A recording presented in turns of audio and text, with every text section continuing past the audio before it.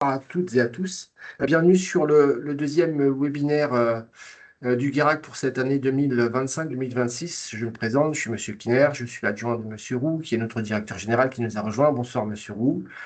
Nous accueillons pour ce deuxième webinaire dédié à la licence sciences pour l'ingénieur un certain nombre d'interlocuteurs. Je vous remercie d'ores et déjà pour leur disponibilité, puisque nous avons avec nous Madame Clergier, qui est responsable des formations supérieures au sein du Guérac.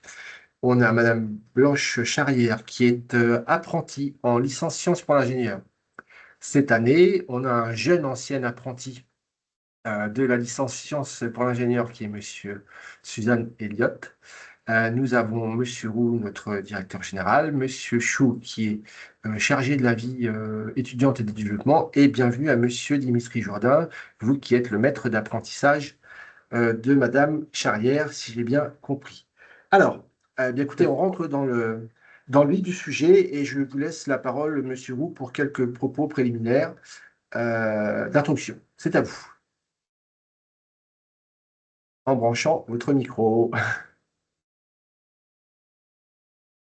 Monsieur Roux, il faut que vous me branchiez votre micro, sinon on Ah, va pas... voilà, pardon. Voilà. Bonjour à toutes et tous, excusez-moi. Donc, ravi de pouvoir donner quelques informations dans ce webinaire concernant cette licence qui est en fait quand même toute nouvelle, hein, parce que même si elle a été ouverte avec le FNAM il y a 2 ans, bah, on peut dire quand même que c'est une nouveauté qui avait été initiée suite au passage en CTI, avec la commission des titres d'ingénieur, avec le CNAM, puisque le constat avait été fait qu'il était peut-être souhaitable de créer ce type de licence, une licence un peu intégrative qui permettrait aux jeunes venant de Bac+2 d'avoir les ressources nécessaires d'un point de vue scientifique et technique à travailler pendant un an, tout en étant en apprentissage. Et d'ailleurs, c'est ce qui en fait la richesse, parce que je trouve que ça donne la possibilité à des jeunes de Bac+2 d'obtenir une licence, on va dire une licence générale, hein, donc ce qui n'est pas neutre, c'est, je dirais, une ligne de plus sur un CV dans un premier temps, mais c'est aussi un point de passage, soit pour poursuivre et être inséré professionnellement, parce qu'après, libre aux jeunes, après cette licence, de poursuivre vers le monde du travail ou éventuellement de rentrer dans cette formation d'ingénieur en mécatronique, puisque bien évidemment, cette licence est un peu profilée au niveau des enseignements pour donner toutes les cartes en main et donner des facilités de travail et en tous les cas d'acquisition de connaissances pour les jeunes pour qu'ils puissent avoir moins de difficultés dès lors qu'ils seront admis en formation d'ingénieur. Donc, voilà, c'est, je pense, une formation qui grandit, qui mûrit, et puis on le voit qui est en train de prendre en fait tout son essor et qui bénéficie d'une belle attractivité, parce que je crois que c'est aussi un bon moyen de grandir en fonction de ses capacités dans les études. En tous les cas, c'est comme ça qu'on le voit, et les entreprises en sont de plus en plus friandes, donc les jeunes également. Donc je crois que ça participe un peu à ce travail que l'on fait depuis de nombreuses années autour de cette charnière Bac-3, Bac+3, puisque l'offre du Garac n'a cessé d'augmenter autour des licences pour permettre aux jeunes de BTS de pouvoir aller décrocher un Bac+3. Voilà, j'en dis pas plus parce que je sais que le temps est compté et je vois votre regard, M. Kinner, donc je vous donne la parole.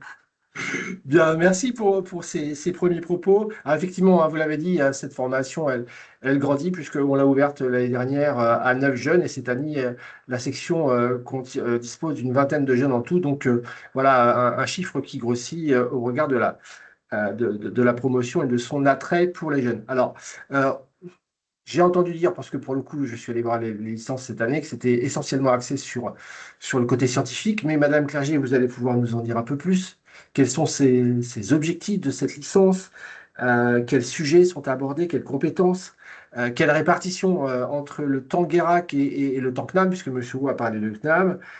S'il y a un accompagnement durant cette formation? Bref, comment ça se passe? Donc, bonjour à tous. Alors, effectivement, cette formation a été créée il y a 2 ans. On est là, elle a été créée à la demande, comme l'a précisé M. Roux, de la commission des titres d'ingénieur pour avoir des gens avec des bases solides, un peu plus solides, scientifiques et techniques. Donc, au niveau d'un point de vue académique, on va avoir un renforcement sur les matières telles que les mathématiques, l'algorithme programmation, l'électricité, la physique, les mesures physiques. Donc, toutes ces bases, on s'aperçoit qu'en première année d'ingénieur, c'est un petit peu compliqué pour des gens qui sortent de BTS de suivre et de pouvoir avoir des notes correctes, peut-être aussi un peu moins stressé quand vont arriver les examens. Je pense qu'Eliott va pouvoir vous en parler parce qu'il est vraiment en plein dedans. Et donc, elle a été créée à cette demande-là. Il y a aussi une dimension projet pour les amener à travailler en équipe et à travailler aussi sur leur devenir, les métiers et les professions de demain. Alors, elle est en alternance sur un rythme un petit peu différent des autres. C'est 2 semaines en formation, 2 semaines en entreprise. Tout ce qui est vacances scolaires, effectivement, c'est aussi pendant la période d'entreprise. On a des cours aussi bien à la fois au GARAC et au CNAM, notamment Paris. Vous avez aussi, ce qui est important, comme dans la formation d'ingénieur, un tutorat assez fort où on a un enseignant formateur du GARAC qui va suivre les apprentis, donc faire les 2 visites d'entreprise et puis le suivi sur leurs projets qu'ils vont présenter au niveau du mois de septembre. Donc, choisir avec l'entreprise et l'apprenti un sujet qui va rentrer dans le cahier des charges, l'aider pour la partie rédactionnelle et l'aider aussi pour la partie de la présentation orale, puisque il va falloir à la fois avoir validé une partie académique, une partie professionnelle à travers ce rapport, et l'entreprise va aussi émettre son avis si la séquence, l'année est validée ou pas, et à la suite de ça, ils sont diplômés ou ajournés. Donc, sur les 9 apprentis qu'on avait l'année dernière, on en a accepté 5 sur la promotion et 4 sont donc en première année d'ingénieur. Et ils pourront, je pense, expliquer si ça a été probant ou pas d'avoir fait cette licence. Et ça permet pour certains apprentis qui souhaitent venir en formation d'ingénieur, comme Blanche, qui a choisi de justement faire cette licence pour asseoir ses compétences et pouvoir entamer un cursus d'ingénieur un peu plus sereinement. Enfin, je pense. Voilà. Donc, j'essaie d'aller assez vite pour présenter ça. Monsieur Kinaer, le micro est coupé. Oui, pardon, merci. Alors, Pas grave. c'est très très précis. Merci de votre propos, parce que je crois qu'il y a 2 dossiers, hein. Tout à l'heure, Blanche et Elliott nous en parleront. Il y a 2 dossiers à préparer. Il y a la production d'un rapport d'étonnement, si j'ai bien compris, et un dossier d'alternance, hein, sur le sujet. On a des parents qui nous ont rejoints ce soir. Peut-être expliquer un peu la différence d'évaluation par rapport à ce que les jeunes vivent en BTS, parce qu'en BTS, ils sont sur du CCF, ils ont des cours, je dirais, semaine par semaine, c'est le même jour avec les mêmes heures de cours à chaque jour. Comment ça se passe là? Les cours, c'est les mêmes à chaque jour? C'est un emploi du temps qui est fixe? Et comment se fait l'évaluation? Parce que est-ce qu'on est encore en CCF ou est-ce qu'on passe sur un modèle un peu différent? Alors, en fait, on a 600 heures de formation réparties suivant les matières, donc un nombre d'heures et non pas un nombre de jours fixes. Ensuite, l'évaluation, ça va dépendre. Ça peut être une partie examen partiel plus des TP pour certaines matières. Mesure physique, vous allez avoir des TP. En algorithme programmation, il y aura aussi des TP. Et l'enseignant choisit son mode d'évaluation. On va avoir aussi des présentations des dossiers. Ils ont un projet tutoré sur l'année qui va leur permettre, sur un sujet technique et scientifique, qui va leur permettre de travailler en groupe et de présenter un rapport écrit et une soutenance orale où ils seront notés. Donc, ça va être complètement différent. On va avoir des matières où on va avoir les mathématiques, par exemple, c'est 100 heures à l'année réparties sur les semaines de présence.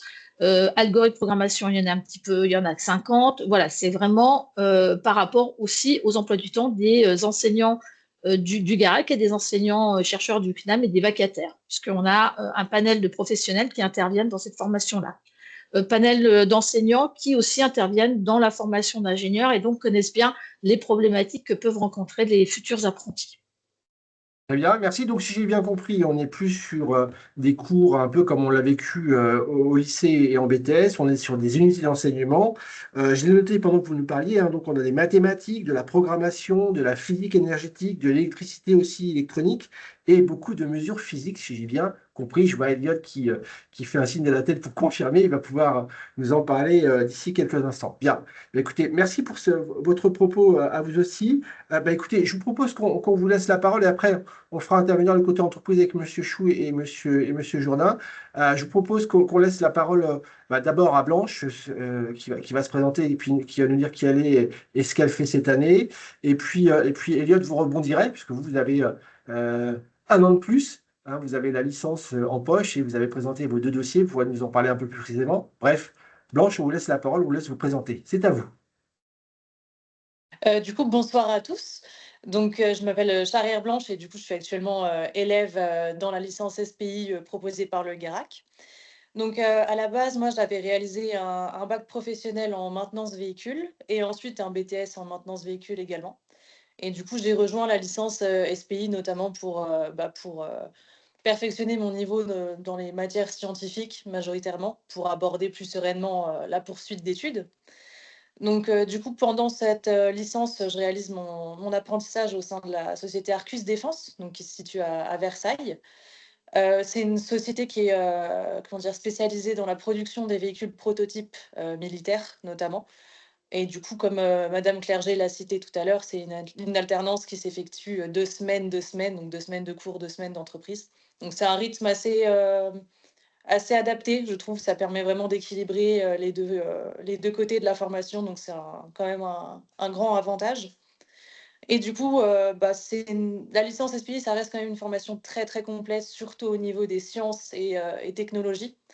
Et c'est vraiment cohérent vis-à-vis de la poursuite d'études possibles et ça reste des compétences applicables facilement en entreprise et qui sont quand même grandement nécessaires pour la suite.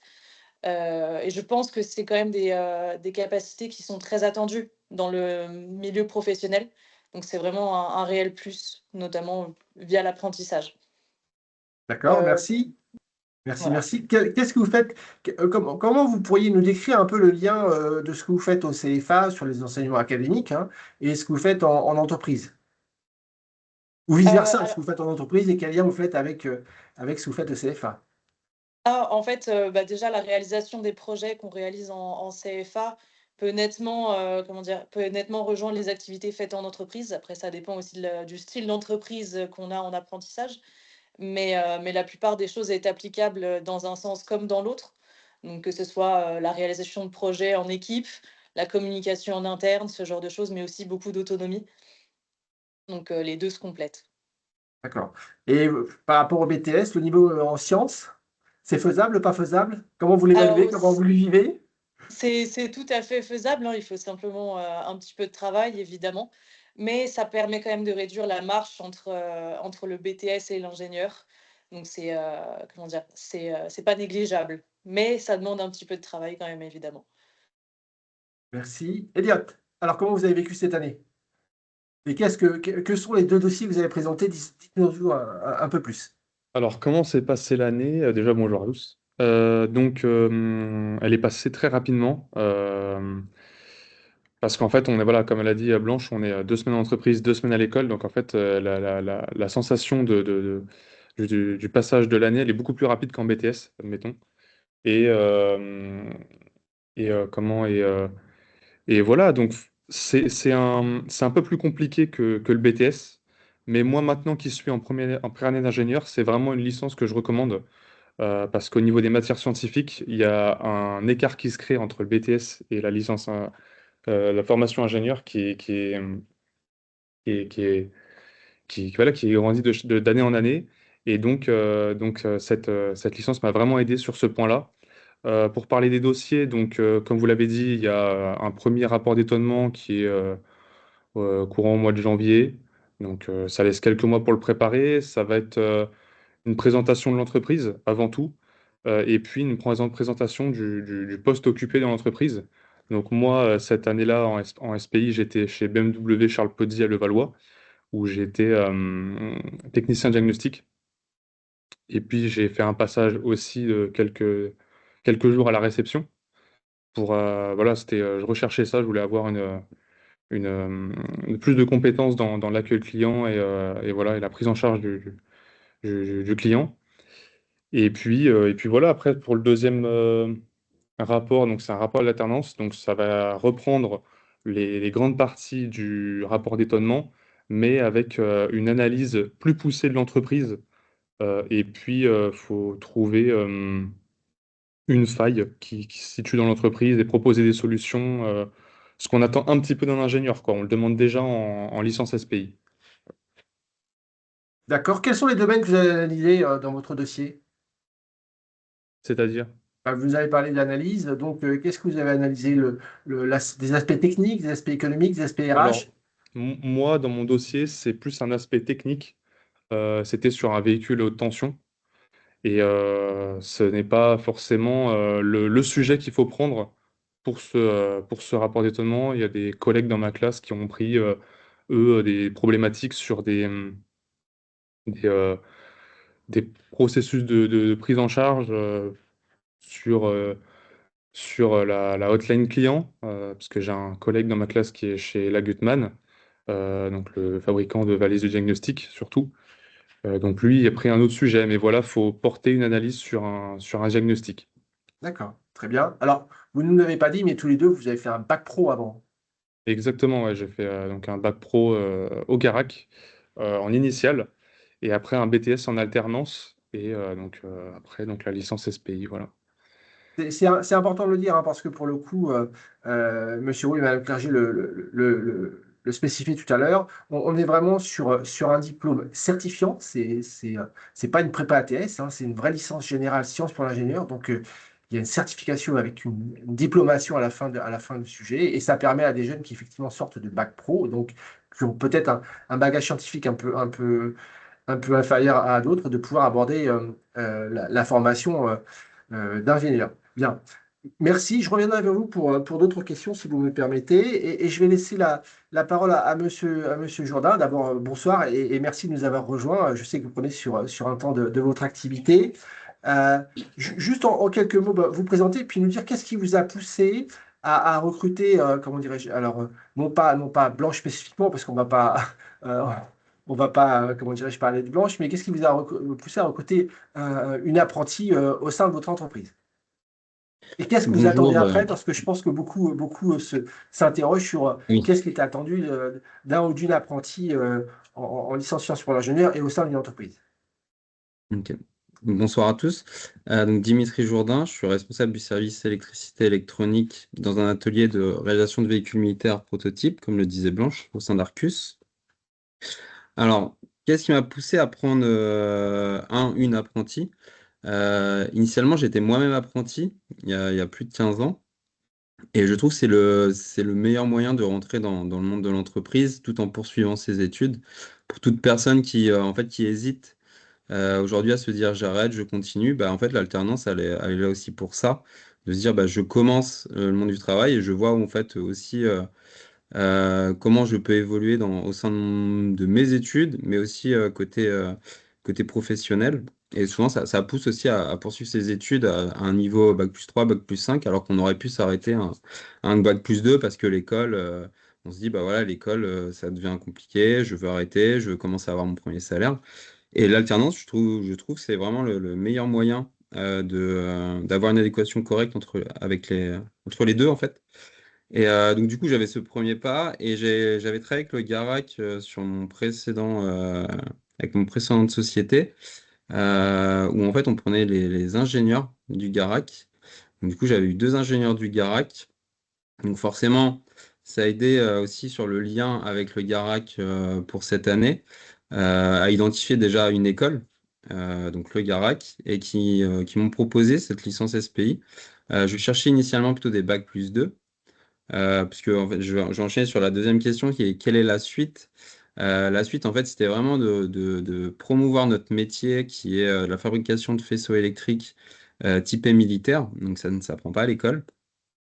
Donc, c'est pas évident de trouver des ressources pour des embauches ou en passant par des sociétés partenaires. Donc, c'est vraiment de valoriser cette activité, de former des gens pour une future embauche. Mais finalement, en discutant avec le Garac, je me suis dit, bah, on peut aussi faire un peu tremplin et, euh, et montrer notre métier à des licences qui par la suite pourront évoluer soit au sein d'Arcus, là pour le coup, sur un cursus ingénieur de 3 ans, ou promouvoir à d'autres personnes de la licence ou même de BTS que ces métiers en fait existent et c'est toujours intéressant de découvrir de nouveaux métiers et de choses qu'on ne voit pas à l'école, comme la fabrication de faisceaux militaires, comme les prototypes de véhicules militaires ou autres. Très bien, merci. Alors, l'apprentissage, c'est fait pour les jeunes qui souhaitent apprendre. Avant qu'ils n'apprennent au sein du CFA et au sein de notre entreprise, quelles sont allez, en 2 ou 3 mots, les qualités que vous attendez d'un ou d'une apprenti au sein de votre structure, avant même qu'ils n'arrivent, sur quels, entre guillemets, critères ou qualités vous les recrutez? Alors, alors, c'est jamais évident pour cette phase d'entretien, lorsqu'une personne sort d'un BTS et qui n'a jamais fait d'alternance. C'est souvent lors d'un entretien, on demande un peu la partie technique, les expériences passées. Donc là, c'est une personne qui sort d'école, donc on ne fait pas l'entretien de la même manière. Donc c'est pas évident des deux côtés, hein, forcément. Mais au premier abord, c'est la première impression qu'on va avoir de la personne sur aussi son savoir-être, sur le respect de son arrivée pour le premier entretien, c'est d'être à l'écoute et d'être curieux. À l'entretien, en fait, c'est de s'intéresser au sujet, de poser des questions, ne pas avoir peur aussi de dire bah, je connais pas ce périmètre, expliquez-moi. En fait, c'est vraiment de poser des questions à l'entreprise pour connaître son secteur d'activité, pour savoir exactement ce qu'il va faire sur toute l'année. Et est-ce qu'il y aura des missions à proprement parler? Est-ce que c'est plutôt de l'accompagnement de techniciens ou autres? Et après, c'est de ressentir la motivation. Alors, c'est pas évident de ressentir la motivation. Forcément, en entretien, on a l'impression que tout le monde est motivé. Mais en fait, c'est aller chercher justement cette envie chez la personne là, qui sort de Bac+2 ou Bac+3, de montrer qu'elle souhaite poursuivre et qu'elle souhaite évoluer par la suite, en fait. D'accord, donc si je résume en une expression, c'est un peu cette curiosité intellectuelle et technique qui est aussi un des éléments clés pour votre recrutement, en complément des qualités que vous avez évoquées autour des savoir-être et autres. Exactement. Très bien, merci. Je reviens vers Monsieur Chou parce que là alors vous avez un domaine qui est assez spécifique, hein, Monsieur Jourdain, qui est le côté militaire et le côté défense. Monsieur Chou, quelles sont les entreprises vers lesquelles un jeune qui cherche un contrat en alternance peut s'orienter? Est-ce que vous avez des typologies d'entreprises au-delà du fait que il faut que ce soit des choses qui soient roulantes sur terre, hein, auto, moto, poids lourd. Quelle typologie d'entreprise, avec quelles compétences, vers quelles compétences les jeunes peuvent aller? Alors, bonjour à tous. Donc, effectivement, les jeunes qui postulent en licence Sciences Po ingénieur peuvent aller dans tout simplement les groupes de concession, les constructeurs, les équipementiers et des prestataires de manière générale. Là, on a eu 2 exemples, effectivement, ce soir de 2 types d'entreprises possibles. Et donc, effectivement, les missions sont assez variées selon le type d'entreprise où vous serez. Euh, voilà, donc de manière générale, c'est tout ce qui va se situer en amont et surtout en aval de la filière automobile. D'accord? Donc, que ça soit, comme vous venez de le dire, moto, voiture, camion. Voilà, donc ça, il n'y a pas de distinction à ce niveau-là. Et donc, en fait, ce qui va faire entrer la richesse des entreprises, c'est aussi en fonction des projets que vous allez effectivement avoir dans le cadre de l'entreprise, qui vont en fait être en corrélation avec ce que vous allez faire en partie en cours. Et justement, développer toutes ces compétences, notamment sur l'aspect technique, parce que vous serez plutôt amené à être sur des postes en alternance d'assistant cadre technique. Donc voilà, pour cette partie-là. Après, Vous avez répondu à la question, merci ouais. Monsieur Chou. Je redonne la parole à Blanche et Elliot. Euh, Allez, en quelques mots, quels conseils vous donneriez à des jeunes BTS qui sont aujourd'hui en fin de cycle, en 2e année, pour bien entamer la formation et alors pour bien l'entamer pour vous Blanche et pour bien la mener pour vous Elliot et aboutir à la réussite. On va laisser d'abord la parole à Blanche. Le plus grand conseil en soi que je pourrais donner à des élèves de BTS actuellement, c'est de ne pas hésiter en fait à se lancer dans cette formation, parce que ça reste une formation d'une seule année, donc ça reste très court et ça passe très très vite. Mais elle a l'avantage d'être diplômante quand même, et puis elle apporte quand même des compétences qui sont pas négligeables, je pense, dans le monde du travail. Parce que oui, ça va apporter des compétences techniques et scientifiques, mais pas que, hein. Ça reste aussi développer son autonomie, la rigueur et la confiance en soi aussi dans son travail et dans ses compétences. Donc, c'est pas négligeable pour une formation qui est aussi courte. Ok, très bien, merci. Alors, il faut travailler sur quoi? S'il y a un domaine sur lequel il faut axer le BTS, même si on a déjà eu une partie de la réponse. En soi, oui, ce sera beaucoup de domaines scientifiques, hein, ça, il y a pas de secret. Mais je pense qu'il faut aussi beaucoup, se rendre compte du travail en groupe et en équipe qui est demandé. C'est vraiment pas négligeable tout au long de l'année et c'est un défi à relever, je pense, pour beaucoup et notamment pour moi. Ok, merci. Elliot, Bah, moi, quel je voulais conseil à dire, la fois sur le déroulé et quel ouais. conseil sur le dossier, les dossiers? Alors, je voulais dire exactement la même chose que Blanche, mais je voulais rajouter certaines choses. C'est sur la partie, admettons, programmation énergétique. Donc, c'est des nouvelles notions qu'on n'a pas du tout en BTS.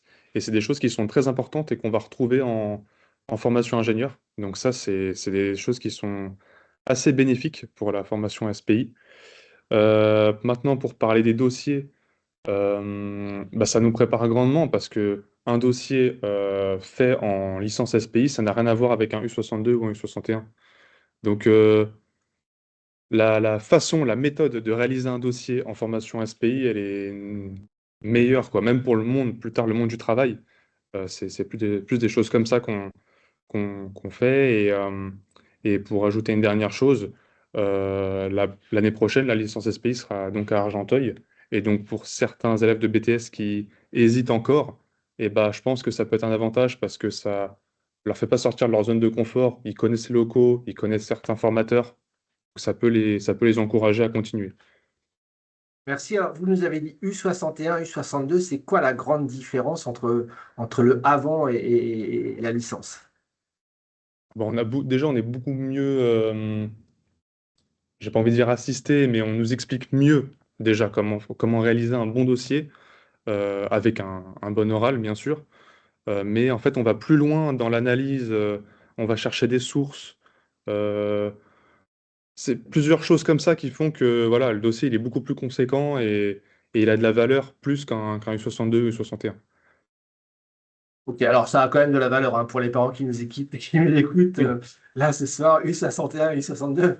Chers parents, ça a une valeur très importante pour le BTS, pour vos enfants, mais le propos d'Eliott et de Blanche, c'est de dire que concrètement, on passe quand même sur un niveau supérieur en termes de degré d'exigence et surtout, Blanche l'a dit très très bien, en termes de travail demandé au niveau de la formation. Bien, je reviens vers vous, Madame Clerget, parce que le temps avance. Dites-nous, comment on fait pour intégrer la licence SPI? Est-ce qu'il y a des sessions de recrutement? Est-ce que c'est sur dossier? Est-ce qu'il y a un entretien?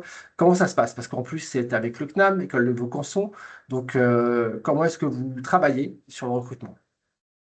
Alors pour le recrutement, ils nous font un dossier de candidature avec les bulletins de première année de BTS, le bulletin du premier semestre de la deuxième année, hein, on suppose qu'ils ils sont en BTS, un CV, une lettre de motivation, les relevés de notes du bac. Suite à ces dossiers, eh bien, ils sont convoqués, on va les faire travailler en groupe pour voir comment ils gèrent un petit peu justement tout ce qui est mode projet et de savoir comment ils analysent une situation qu'on leur donne. Et puis, à l'issue de ça, c'est le CNAM qui va envoyer l'avis favorable ou défavorable sur les candidatures. Donc, on a effectivement cette année une vingtaine d'apprentis qui sont donc tous placés majoritairement en région parisienne pour cette formation. D'accord, merci. Alors, nous travaillons au quotidien ensemble. Il y a des dates butoirs pour les sessions de recrutement. Alors, on a effectivement deux sessions de recrutement. On a celle du mois de mars et celle du mois de mai, de façon à pouvoir traiter une partie des dossiers, puisqu'il y en a certains qui hésitent. Alors, on ne peut pas forcément avoir tous l'idée de savoir ce qu'on veut faire. Donc, on a une session en mars et une session en mai, de façon à pouvoir traiter et programmer des sessions de recrutement pour les entretiens, les tests et les entretiens de motivation par apprenti. D'accord, ok, très bien, merci. Et après, alors je vais vous poser la question à vous, Blanche, parce que pour Elliot, on a la réponse. Elliot a poursuivi en formation d'ingénieur. Est-ce que vous avez une idée du après, Blanche? Bah, du coup, pour moi, la suite logique, ça serait quand même de tenter le cursus ingénieur proposé par le GARAC. Pour moi, c'est vraiment la suite logique de la licence SPI. Donc, on pourra voir si la licence a porté ses fruits et si elle a été bénéfique, même si les retours que j'en ai de la promotion des premières années d'ingénieur de cette année est plutôt positif. Donc on tente l'ingé quand même. D'accord, ok, bah super. Bah, écoutez, c'est tout le mal qu'on puisse vous souhaiter par rapport à votre formation. Monsieur Jourdain, je vous redonne la parole. Quels conseils vous pouvez donner, vous, aux jeunes BTS qui, justement, veulent poursuivre soit en formation d'ingénieur, parce que vous avez cette culture de la formation d'ingénieur avec le GERAC, soit en licence SPI? Est-ce que vous avez des conseils à leur donner? Bah, moi, je leur dirais, faut pas hésiter, en fait, faut poursuivre ses études et l'alternance, c'est le meilleur compromis, comme je vous le disais tout à l'heure. Donc, allez-y, foncez en licence SPI. Ok, très bien. Merci. Nous ont rejoint ce soir des parents, ou parfois il y a derrière certaines adresses des groupes de jeunes. Est-ce que dans l'assemblée qui est présente avec nous ce soir, il y a des questions qui émergent par rapport à ces premiers témoignages? Non. Ça peut se faire aussi par écrit. Parfois, on peut avoir cette timidité qui fait qu'on n'ose pas les poser oralement, mais on peut le faire aussi par écrit. Moi, Euh, je voudrais juste revenir, parce que j'ai l'occasion de revoir Blanche en vidéo, et je me souviens de sa venue lors des journées portes ouvertes, il me semble, qui était venue de l'Est, je crois, de la France, hein, c'est ça, si mes souvenirs sont bons, et qui avait De justement découvert. Rhône-Alpes, exactement. Ronald Folla, qui avait découvert cette licence, je crois, par Internet ou sur le site, je ne sais plus exactement. Donc, voilà, on parlait des bacs pro qui viennent du GARAC, mais il y a des bacs pro qui viennent de partout, de BTS de toute la France. Donc, c'est la possibilité, aussi, à travers ces webinaires, mais aussi à travers des journées portes ouvertes, de venir à la rencontre, à notre rencontre, à la rencontre des jeunes, pour avoir des fois plus de renseignements. En tous les cas, c'est tout à fait possible et l'occasion m'en est donnée. Donc, ça me permet de me rappeler notre rencontre que nous avions eue au sujet de cette formation. Alors, nous avons eu entre-temps, merci Monsieur Roux, une question. Quelqu'un nous demande si les apprentis, les élèves sont aidés pour trouver une entreprise. Alors, malheureusement, on n'a pas pu avoir la participation de Monsieur Thielon qui est en déplacement extérieur. Donc, je vais répondre ce qu'il leur a répondu s'il avait été là. Et Monsieur Chou, Madame Clerget, vous n'hésitez pas à compléter s'il le faut. Alors, je vais faire une réponse de Normand sur l'aide. Oui et non. Oui, parce que pour le coup, le GERAC organise des speed meetings dédiés hein, pour la recherche d'entreprise, à la fois sur la licence SPI, à la fois sur la formation d'ingénieur. Alors, je crois qu'il y a une session spécifique pour la formation d'ingénieur qui a lieu le 18 juin, mais il y a d'autres dates pour l'ensemble des autres formations sur lesquelles M. Thielon organise des speed meetings. Alors, pour les licences SPI, en général, c'est plus de la visio parce que le recrutement, il est quand même au niveau du territoire qu'en présentiel. Mais il y a aussi des dates en présentiel. Donc, il y a tout ce qui est aide. Alors, aide ou complément pour l'aide de motivation et pour le CV. Mais logiquement, en licence, on commence à savoir faire quand même un CV, une lettre de motivation. Mais il y a ce support qui est apporté. Mais je dirais que la meilleure des façons pour vous répondre, madame ou monsieur, je crois que c'est madame, euh, le mieux quand même, c'est que le jeune puisse commencer à chercher de par lui-même son entreprise d'accueil. Pour une bonne et simple raison, c'est qu'en général, d'abord, quand on la recherche très souvent, le plus souvent, à proximité du domicile et dans le domaine que l'on recherche. Et bien sûr, il faut nous tenir au courant de cette recherche pour que le GERAC puisse bien faire l'appairage entre la typologie de l'entreprise et la formation pour être sûr que la formation corresponde à l'entreprise et vice-versa, et faire en sorte que le parcours soit faisable au sein de l'entreprise. Quand le jeune ne trouve pas, bah, on mesure sa motivation parce que c'est un partenariat et M. Jourdain pourra éventuellement compléter s'il le souhaite, hein, mais c'est un partenariat gagnant-gagnant, c'est-à-dire que le GARAC a vocation à écouter aussi les besoins des entreprises et propose toujours des rencontres, mais le GARAC propose des rencontres quand on sent que le jeune est motivé pour la rencontre et que donc au préalable, il a fait des recherches qui sont certes peu fructueuses, mais qu'il ait fait des recherches. C'est important pour nous. Je ne sais pas si vous voulez rajouter des choses par rapport à ça, M. Jourdain, ou éventuellement M. Chou, Mme Clerget. La réponse était complète? Non, la réponse est exactement celle-ci, en fait. Après, pour l'aide, ça, je laisserai le Garac plutôt prendre la réponse. Mais côté entreprise, oui, en effet, il faut sentir une motivation. Le but n'est pas de juste d'avoir une entreprise pour l'élève, c'est de sentir aussi que l'élève va apporter quelque chose à l'entreprise et qu'on peut construire ensemble sur 1 an ou 4 ans. Parce que du coup, là, on peut aller vraiment plus loin. Mais c'est ce côté motivation et répondre que ce soit donnant-donnant, en fait. Moi, je le vois comme ça, c'est l'alternance. Nous avons la même vision. Alors, si je peux me permettre, effectivement, Oui. pour les entreprises, quand les apprentis sont en BTS dans une entreprise d'apprentissage et pour une année, souvent, ils peuvent poursuivre dans leur entreprise et prendre un peu de la hauteur. C'est ce qu'on a, je pense, dans la présente promotion. Et sinon, pareil pour les BTS qui sont en stage, voir avec l'entreprise dans laquelle ils sont en stage, puisque c'est une année courte. Ils restent aussi dans l'atelier, donc c'est aussi un plus pour l'entreprise. Ils sont déjà formés à la culture d'entreprise, à l'environnement, et c'est un plus de les garder et de poursuivre avec eux pendant une année. Donc il y a ces cas-là aussi. Bien, merci de votre complément. Effectivement, il est important de pouvoir le préciser. Est-ce que dans l'Assemblée d'autres questions émergent ou pas? Bien. Écoutez, c'était le deuxième webinaire, le premier webinaire sur la licence SPI. Monsieur Rouladi, on vous propose aussi de vous retrouver, de retrouver vos enfants sur la prochaine journée porte ouverte qui se fait le 31 janvier prochain, où vous aurez l'opportunité à nouveau de rencontrer Madame Clerget, de rencontrer Monsieur Chou, j'y serai de mon côté aussi, mais vous aurez aussi l'opportunité de rencontrer des apprentis des promotions, ou des ex-apprentis des promotions, ou des ex-apprentis des promotions qui sont maintenant en promotion d'ingénieur, pour pouvoir échanger avec eux et avec les enseignants. Donc, je le rappelle, hein, c'est samedi prochain. C'est la première des 2 journées portes ouvertes sur l'enseignement supérieur, sur inscription. Donc, n'hésitez pas à vous rendre sur le site du Guérac pour vous inscrire. C'est 9h, 16h. Profitez-en, c'est des moments qui sont clés aussi, au-delà des webinaires que l'on peut organiser. On vous rappellera un certain nombre de sujets, et notamment les dates d'inscription et sessions d'inscription auxquelles nous vous proposons de participer.